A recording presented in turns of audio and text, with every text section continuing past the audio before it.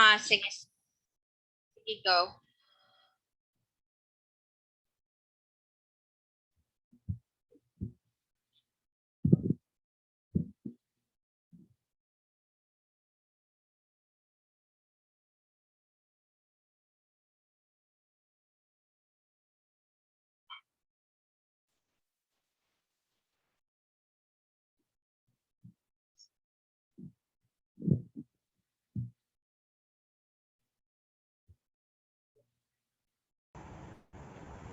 and small dried fish.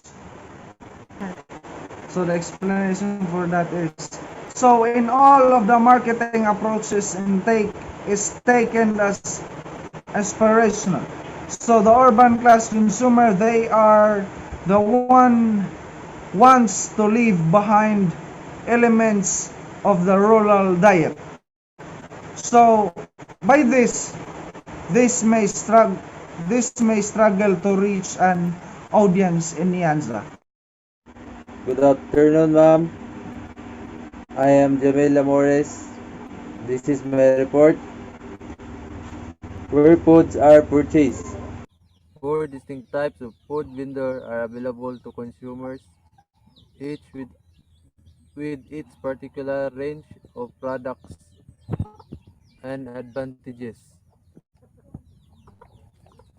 There are four types of food vendors that are available to consumers. So these are the following.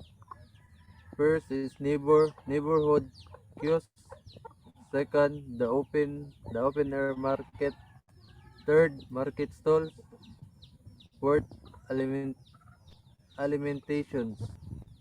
The first is neighborhood kiosks are typically the source for daily small quantities of foods. There are usually vendors who sell their small quantity of food near your house, just like in here the Philippines usually called in sari-sari store. Number two, the open air market is characterized by a shifting array of vendors, all of whom deal in fresh agricultural produce. The open air market, these are the vendors who usually sell and produce agricultural products. Number three, market stalls are similar to kiosks in that they carry a combination of food and non-food foods.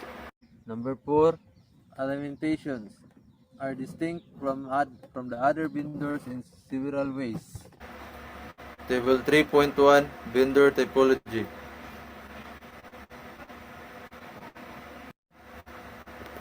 There are three categories of vendor typology. First is typical to purchase. Second, defining features, consumer concerns. Local kiosks of typical purchase is small quantities of items in daily use, cooking oil, cereal flours, flavor packets or bouillon cubes, dried fish, onions, tomatoes, and tomato paste, some snack foods. In open air market, rice, beans, freshly harvested vegetables, and fruits, roots, and tubers. In market stall, bulk quantities of cereal flours, oil, and other large volume and staple items. Alimentation, snack food including mandasi, sambusas, occasional purchase of packaged pasta.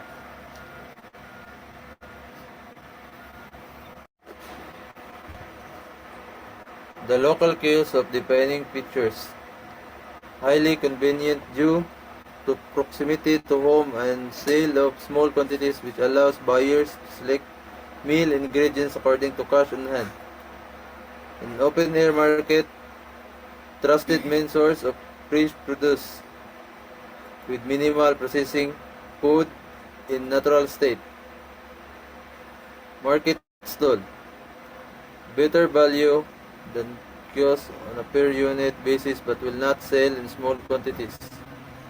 Alimentation, main vendor of imported processed food item for children including Cerelac, Quaker Oats. Regulation by authorities ensures of products.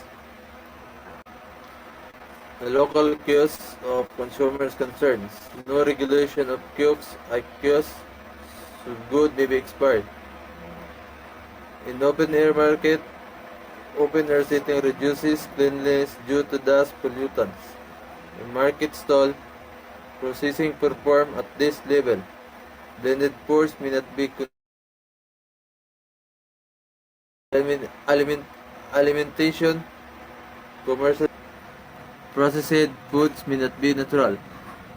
So, for the continuation for his report, 3.2, in addition to purchasing from vendors, some consumers buy food direct from farmers.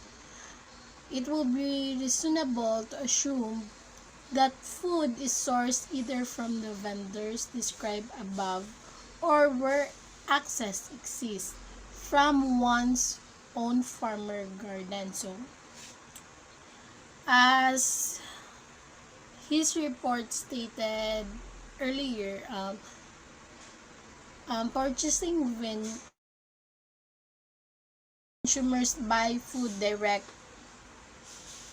from farmers, which is it's just like the open air market where you can harvest fresh vegetables and other farms products.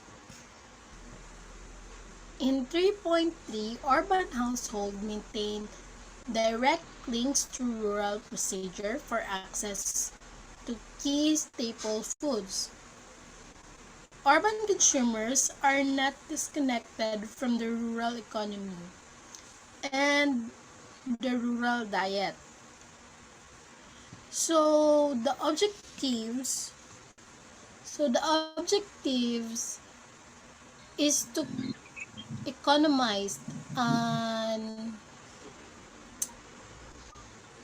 indispensable food products, but also to secure the very best quality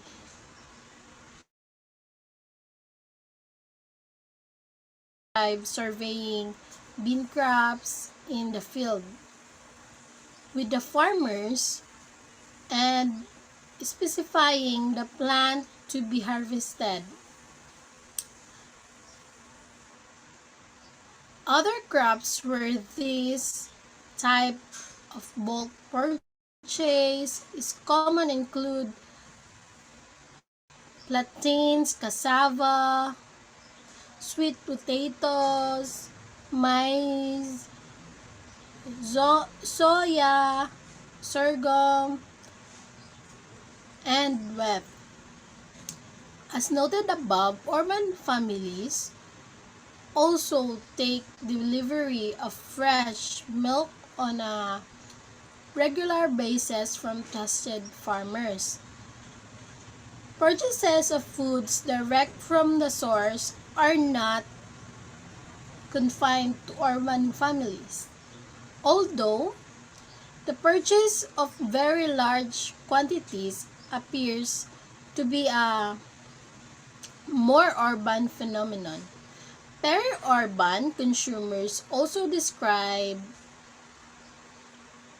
buying a narrower range of food crops from neighbors, including cassava and plantain.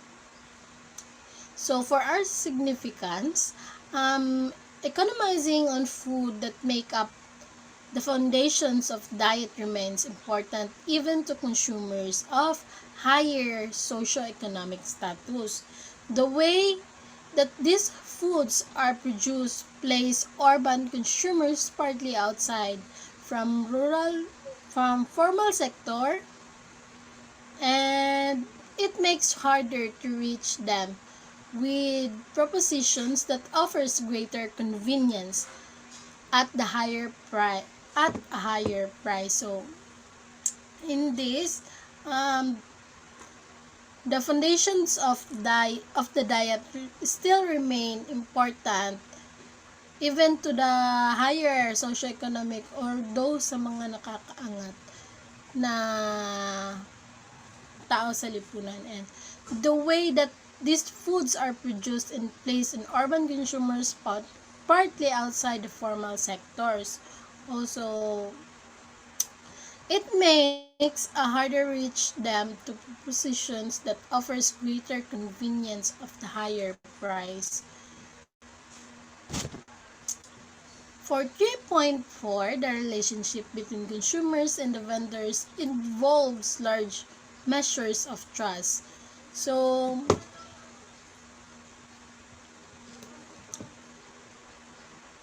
because of the adulteration concerns, yan sa consumers have a relationship with some vendors that is more than purely transactional by limiting their purchase from few trusted individuals.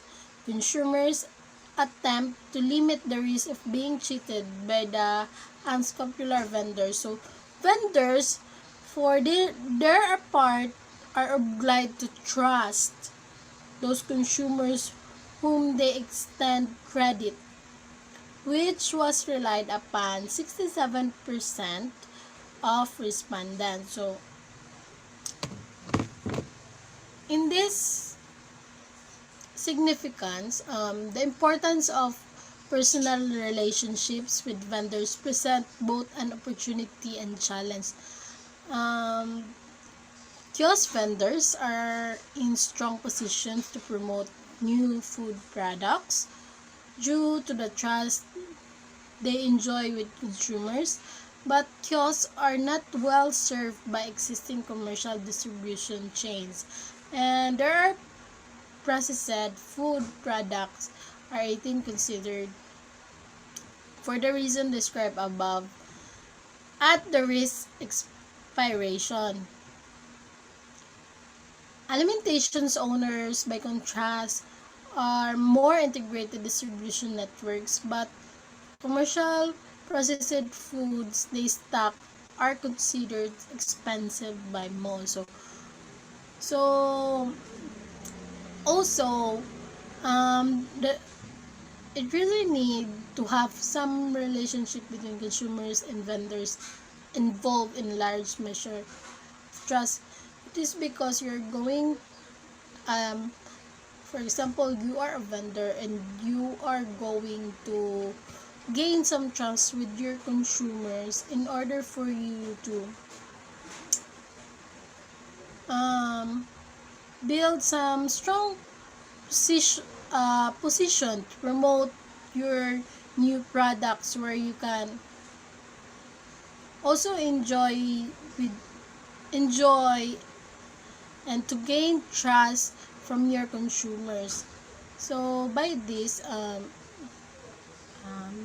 syempre as a vendor, you need to gain a trust from your consumers in order for them para magbalik-balik sa imong sa imong stores. And also, bali kani makainggan nyo pud sila laing tao, which also kanang mas more pa imong customers na maabot. So it really need a relationship between the consumers and the vendors.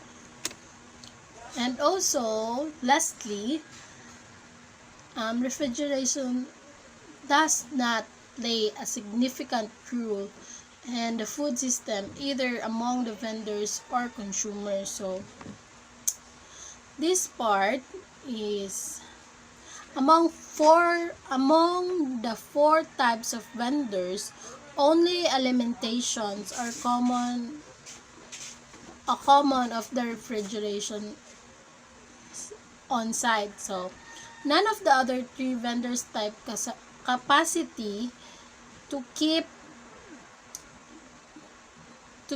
their foods or cold, which limits them to sell of either fresh foods items that turn over quickly. So katong mga dali ra mapanis, alimentation are the only one vendors that can preserve or has a capacity to serve their products, kanang dili siya dali mapanis ilahang baligya or dili siya dali madaot. So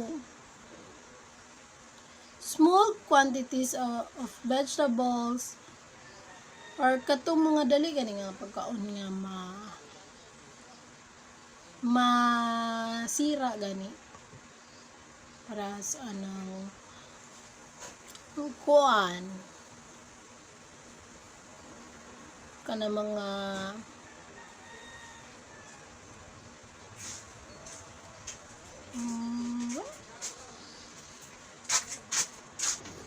So, for the significance, the near complete absence of refrigerations in the homes of highly educated salaried consumers rules out certain types of high valued and high perishable products basis on the market for nutritious food intervention probably for as long as the electrical powered grid remain unreliable. Good afternoon, everyone. I'm the fourth presenter of the Group 3, and this is my report, the consumer knowledge and the preferences. 4.1. The healthy qualities of fruits I will understand by consumers, but consumption is confined mainly to children.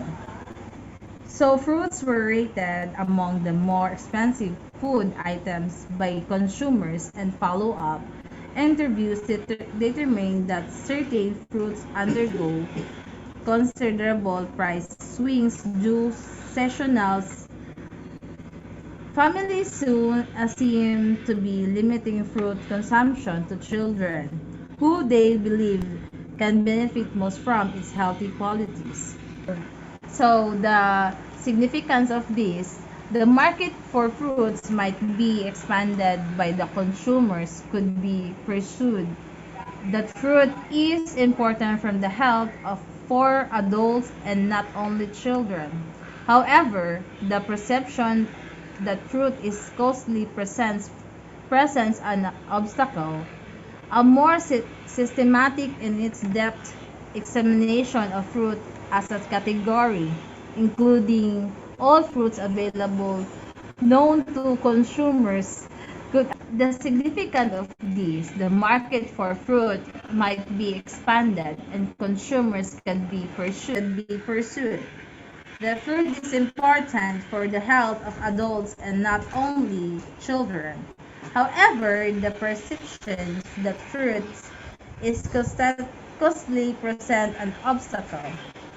A more systematic and in-depth examination of fruit as a category, including all fruits available and known to consumers, identify which individual fruits could hold most promise. This is some evidence, for instance, that avocados are underused and comparatively affordable fruit. So the significance, the fruit it is important for the health of adults and children. And upon the examination of fruit that are available or known by the consumers, among all fruit is the avocado is the most affordable fruit in Nyanza. 4.2. Consumers' idea about nutritional attributes of specific foods are mostly accurate, probably due to the efforts of local health workers.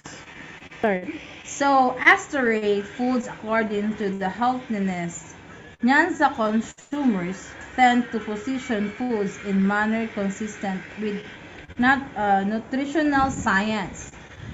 A review of the healthiness rating indicates that they are processed foods like biscuits, bread, and instant noodles low on healthiness scale. They rate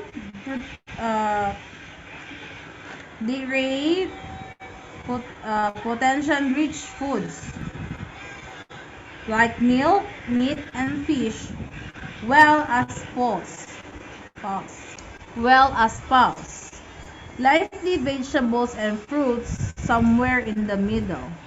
Furthermore, in their elaborations on the healthiness ratings, they frequently employ descriptive categories that could be familiar to a nutrition educator. This is one, the bodybuilder. This is protective of provides energy. So, nyan sa consumer has an understanding of nutrition concept and vocabulary, and by this the marketing and promotion of nutritious and healthy foods can take opportunity to take advantage to this. Next, the 4.3 convenience of the sort provided by modern processed food is the highly prized by Nyanza consumers, but the only form of convenience may have more applied. As noted above, Nyansa consumers place a high value on the provision of health foods made from home processed ingredients which they know to be safe and which represent unadulterated value for money. Furthermore, they have concerns about the degree to which packaged processed foods are natural, and they appear content and invest the time and effort required to provide these natural foods to their families. In this context, it may not be applying to consumers cost of processed foods against time saved in preparation. Nevertheless, consumers with the means to afford it to do seek convenience in other forms.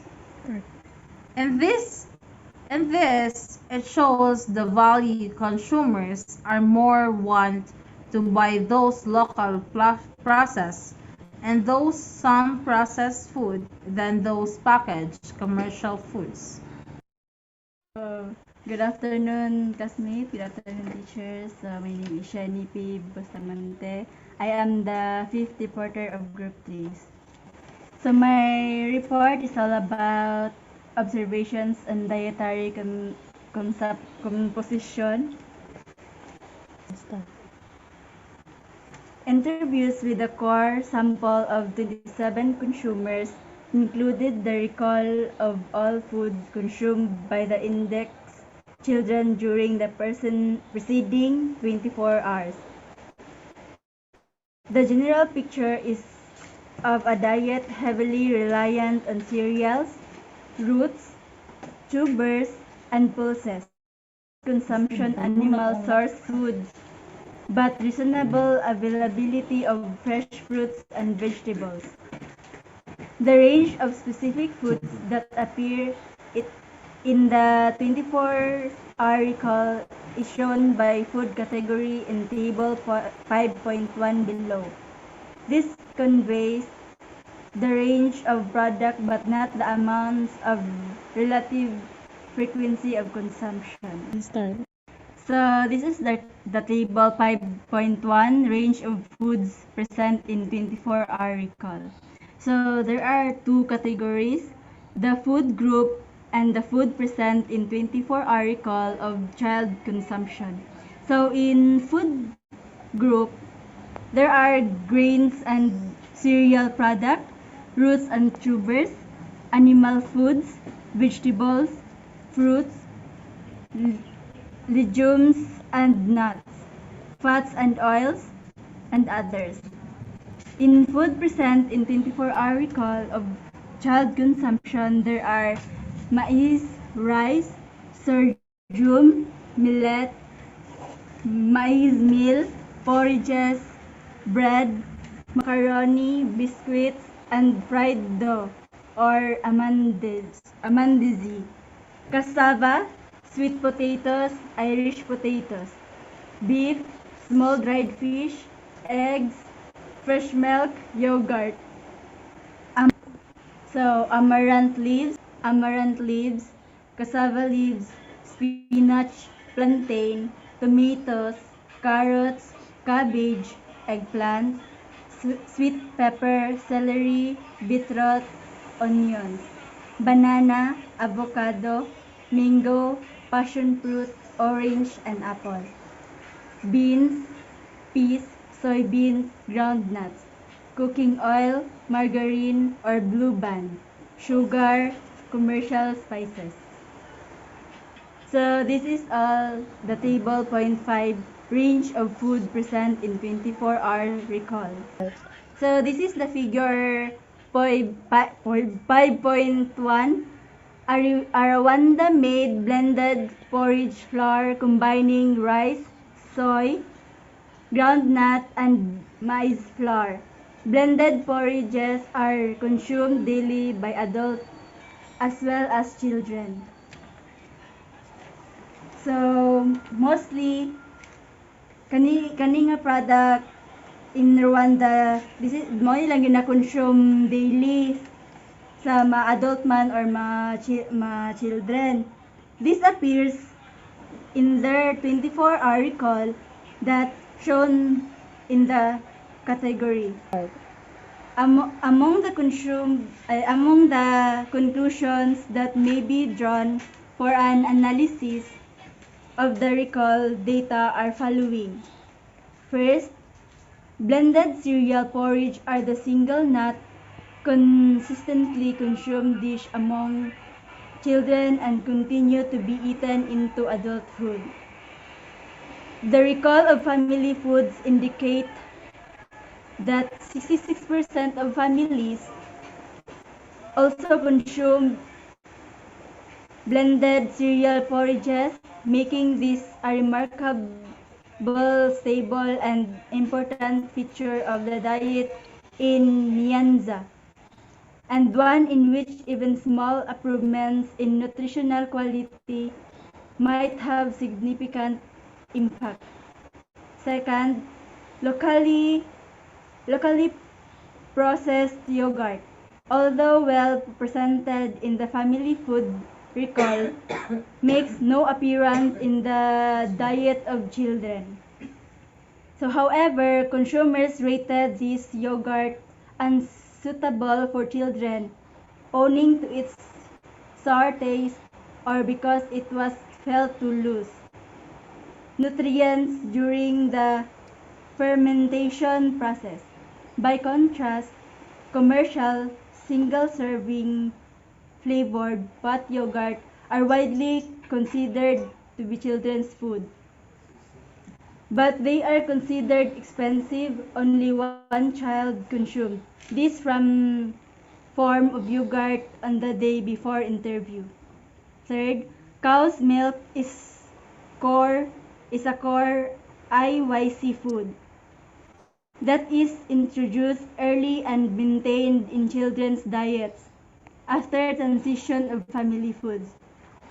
A remarkable 81% or 22 out of 27 of children consumed milk on the day before the interview.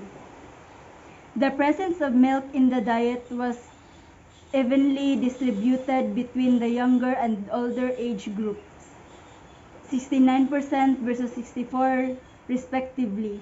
Location, urban versus peri-urban, does not appear to affect milk consumption.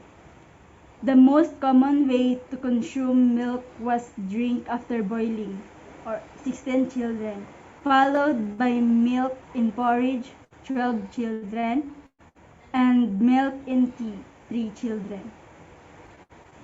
Fourth, a small dried fish are a well-accepted, affordable source of animal protein for children, but they are introduced late and in small quantities. The recall data nor the interview offer any indication that Indagara are ever added to the food most consistently consumed by both children and adults. Multigrain porridge. This despite the fact that consumers rated Indagara among the most nutritious food for children. Indeed, it appears to the only ingredients considered suitable for combining with porridge are milk and sugar. Fifth, groundnut powder plays an important role in family foods, but like fish, is not being offered to children as early as it could be. However, consumer descriptions of preparations and cooking techniques suggest the existing practices, which involves prolonged soaking or especially where ground nuts are also part of the recipe. Prolonged cooking may be leading to loss of water soluble nutrients. 7. Maize flour is an increasingly popular staple. Young children do not appear to consume maize flour, but it registers in the 24 hours recall data for older children, 5 out of 14 children, and is among the most frequently consumed items according to the 7-day recall of family foods, where 15 to 27 families reported cooking in the previous week. More than the number of families that consume plantain or whole cassava, but less than those consuming Irish potatoes or cassava ugali. Maize ugali kwanga is described as a less desirable but more affordable option than traditional cassava ugali. It is the displacing other staple in the diet of poorer families. The feasible of fortifying maize flour may be worth investigating. Last, 8. Some foods are accessible but withheld from children, especially where younger children are concerned. Narrative data collected through the interviews provide an additional perspective on the recall data. The narrative indicates that the absence of some foods from the recall is partly due to caregivers' beliefs that these are not safe to consume. We have noted elsewhere, 5.5 above. The groundnuts are not consumed until children graduate to the family diet. Peri-urban consumers clearly distinguish between the healthiness of groundnuts, which they are rated high, and their safety, which they rated low. Narrative data collected through the interviews indicates that the main reason for this is the belief that groundnuts will cause diarrhea in young children unless they are very well cooked. Cooking oil, although it tops the list of items in 24-hour recall, is deliberately withheld from the youngest children, who are restricted to a diet of boiled and mashed fruit until they begin to consume fried family foods. The narratives indicates widespread concern about the possible negative effect of cooking oil, mainly related to cardiovascular health. Sweet potato is a frequently consumed item in the 7-day family food recall, but it almost completely absent from the 24 recall of children under 5 years. The narrative show that this is due to a widely held belief that sweet potato cause stomach aches with most respondents explaining that sweet potatoes give children intestinal worms, while others felt it was because sweet potatoes are too hard for children to digest. So those are the conclusion that may be drawn from analysis of the recall data. For conclusion and recommendations, 6.1 package and natural indicates that branded value-added present in Nyanza's food system, except for cooking oil and small flavoring sachet and bouillon cubes. Commercially produced products are not frequently consumed. Processed foods are considered by Nyanza consumers to be among the most expensive, so cost is probably a significant barrier. However, consumers also appear to aspire